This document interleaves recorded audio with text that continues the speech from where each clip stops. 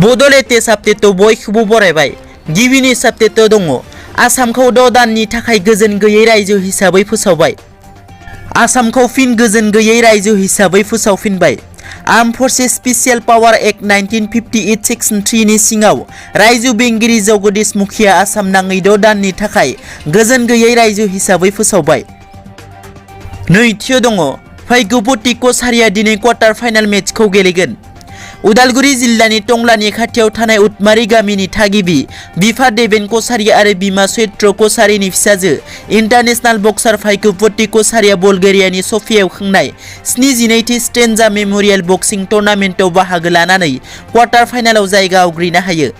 भाग्यबती कछारीया 75 केटेगरियाव रासियानि गेलेगिरि आन्ना गालिमोवाखौ 5-0 स्करआव फेजेननानै क्वार्टार फाइनालाव जायगा आवग्रिनो हायो।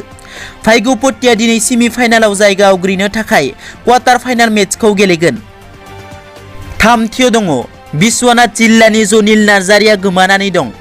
बिश्वनाथ जिल्लानि बिमाजुलि हालामनि खोदोमगुरि गामिनि 40 बोसोर बैसोनि जनिल नार्जारि बिथाङा थांनाय माखासे सान सिगाङावनो क'क्राझार जिल्लानि उल्थापानि सिखोनाझाराव हादाननि थाखाय हा नायनो होनना ओंखारलांदोंमोन।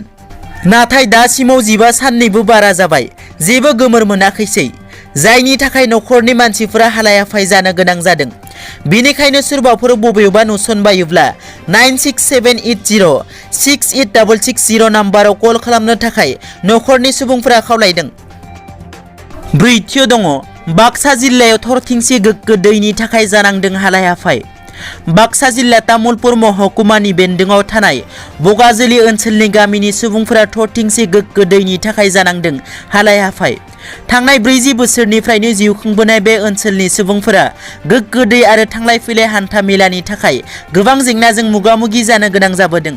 ओनसोलनि सुबुंफोरा फोरमायनाय बादिब्ला थांनाय 17 बोसोराव हाग्रामा सरकारा बिसायख'थि समावल' नुजाथिनानै रायजो राजाफोरखौ खोथा होबोदों।